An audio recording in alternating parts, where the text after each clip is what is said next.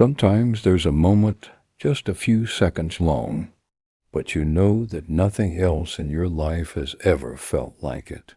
For me, that moment began when I closed my eyes. I was about to fall asleep. It was an ordinary night, but something drifting in the darkness pulled me in, as if my thoughts had opened a door on their own. I closed my eyes, and suddenly I smelled damp earth. A lament was rising, sung in a strange tongue. Slowly, I saw black shoes covered in mud, and I was inside the coffin. Inside that coffin, that was the moment I realized. It was the 1700s, and this was my funeral. At first, I thought it was a dream, but it wasn't. The chill on my skin was real. The sky was leaden, and the people were silent. Everyone was dressed in black, but their faces were unfamiliar, yet they were all weeping for me. Who were these people? And why did I feel an indescribable sense of familiarity inside me? It wasn't just a vision, it was consciousness. Despite being dead, I felt everything. I belonged to that moment, and yet I didn't. I was in the coffin, but I could breathe. A scream rose inside me.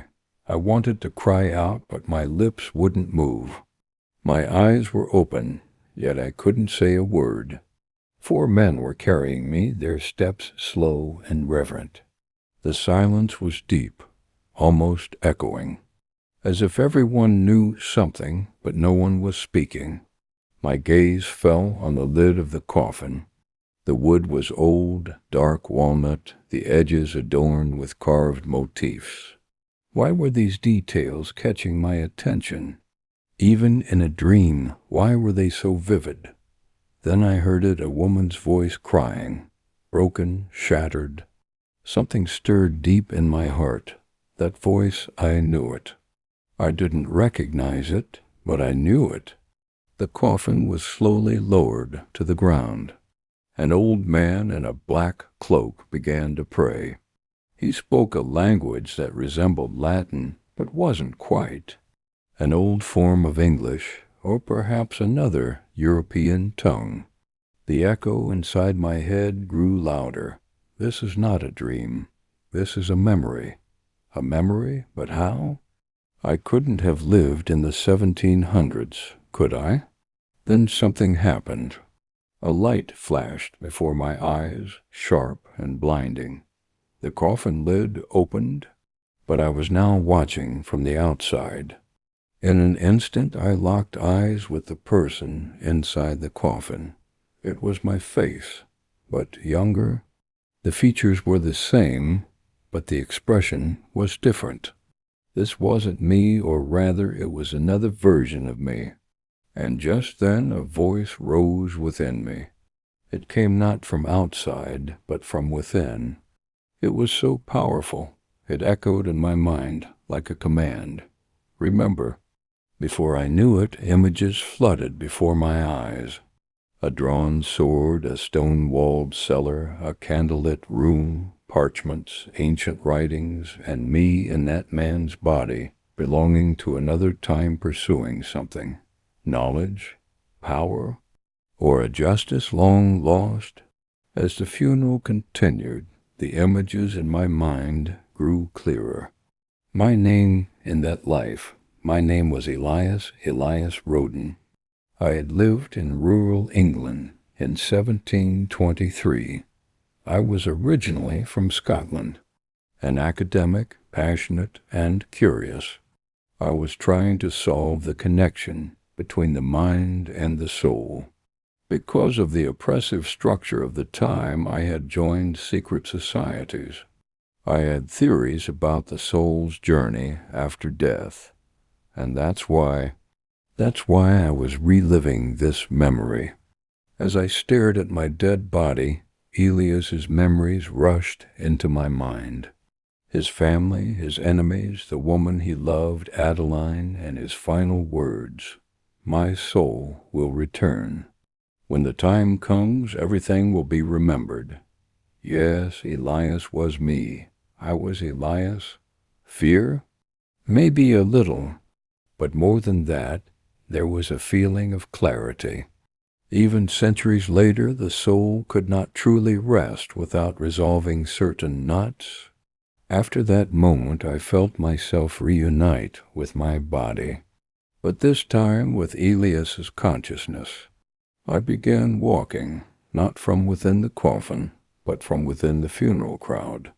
No one noticed me. I was like a ghost, yet my sense of self was intact. My steps led me to a familiar manor. Its stone walls were covered in ivy. This was Elias's home. One by one, memories awoke in my mind. A secret passage. Yes, behind the fireplace in the library. I remembered. A key. It was shaped like a small medallion. I had to find it. Something was calling to me from there. When I entered the house, time seemed to stop. The smell of dust, creaking floorboards, oil paintings on the walls, everything felt real, too sharp to be a dream. Inside the house, the clock ticked, as if time was teaching me how to breathe. When I reached the library, my hands trembled. I touched the clock above the fireplace. I turned its hand once. The wall trembled slightly and a hidden passage opened. Elias's secret was finally about to be revealed. Behind the passage was a small room. The walls were lined with books, but in the center was a table. On the table lay Elias's notebook, a quill, and dried ink. I opened the notebook. Pages of writing, but the last line shook me. My soul will return to this room, even after centuries. The one who closes their eyes will be me. So this was a kind of time chain. Elias was writing to his future self. His soul, knowing both lives, had built a bridge beyond time. For him, death was not an end, but another beginning. But why? Why did I have to remember so much? Suddenly, the candles in the room extinguished on their own. The room plunged into darkness. Then came a voice from behind me. Deep, muffled, ancient. Remembering is not enough. Now you must complete your past. I turned around. No one was there, but a heavy presence filled the room. Something in Elias's life had been left unfinished, and now I was here to complete it.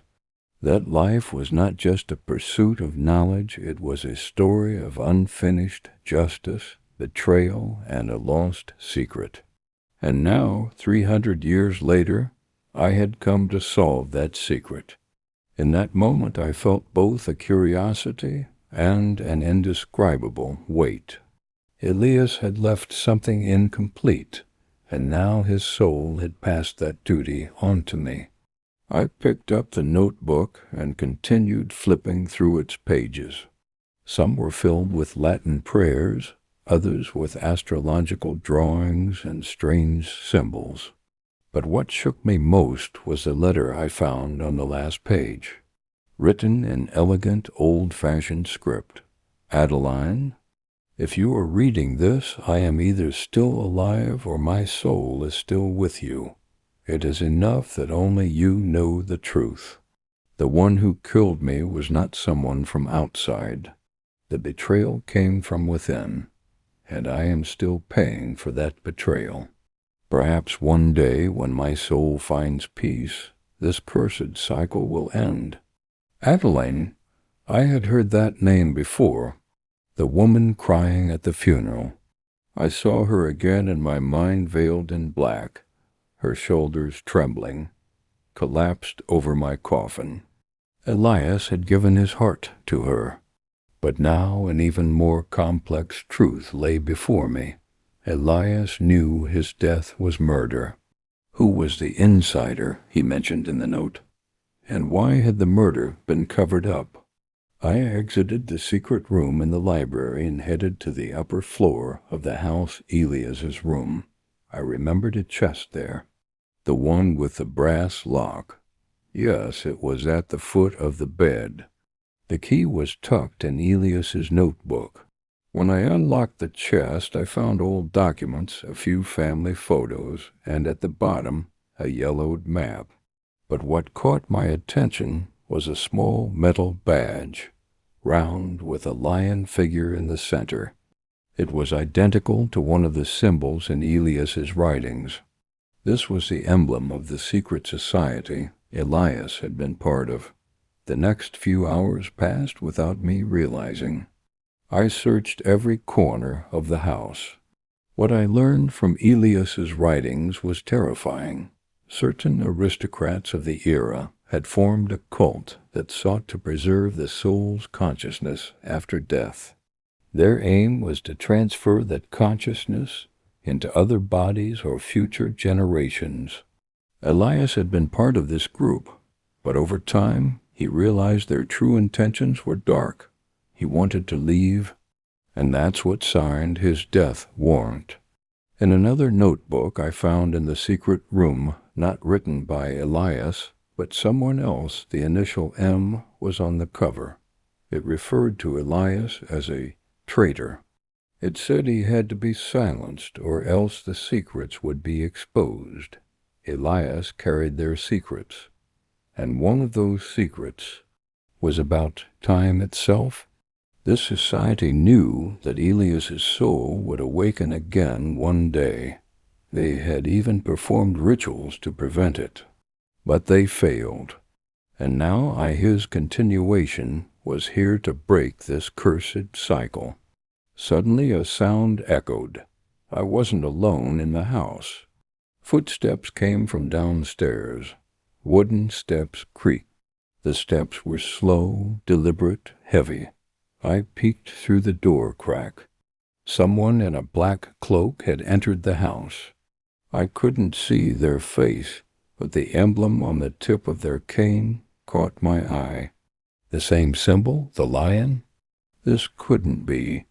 After all these centuries, was this society still alive? They hadn't seen me. I quietly pulled back. I opened the window in Elias's room and climbed down using the old ivy vines. I ran through the moonlit garden. I didn't know where I was going, but I knew one thing for sure.